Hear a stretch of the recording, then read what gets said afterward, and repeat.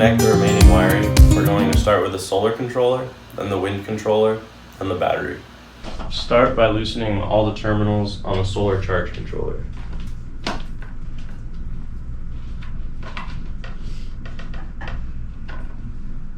Next, using the two outputting ends from the solar cables, connect them to the solar adapter. Using the positive lead from the solar adapter, plug it in to the positive terminal on the solar charge controller, which is the leftmost terminal. And the black or negative terminal goes into the second from the left.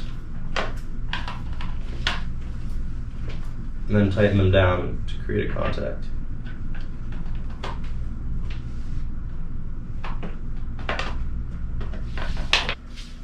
Next, attach the positive lead from the battery cable to the positive terminal for the battery on the solar charge controller. It will be the third from the left. And attach the negative to the negative lead on the solar charge controller, which is the fourth from the left. Tighten the terminals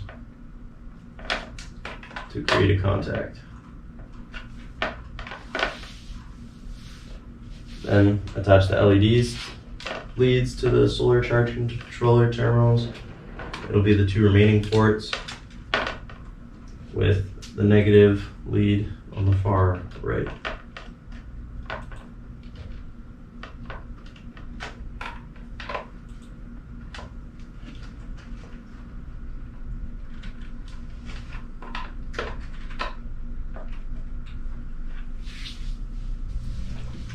Next, attach the three leads from the generator to the three leads on the wind controller.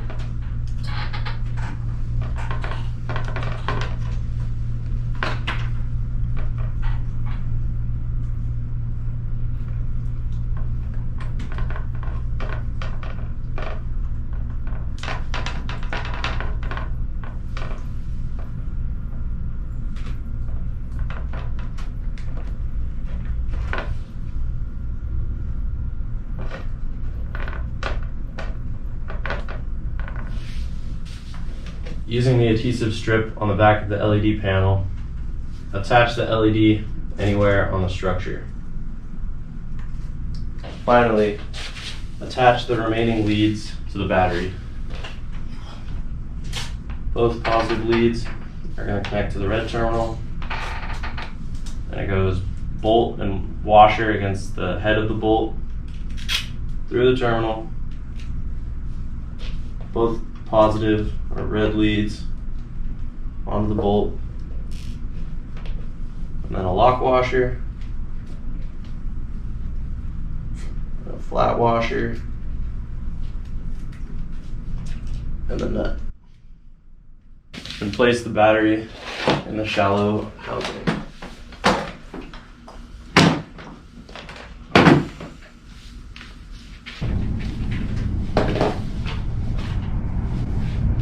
You can activate the LED strip using the light bulb icon on the charge controller. And you can use the USB outlets also on the charge controller to charge any small device.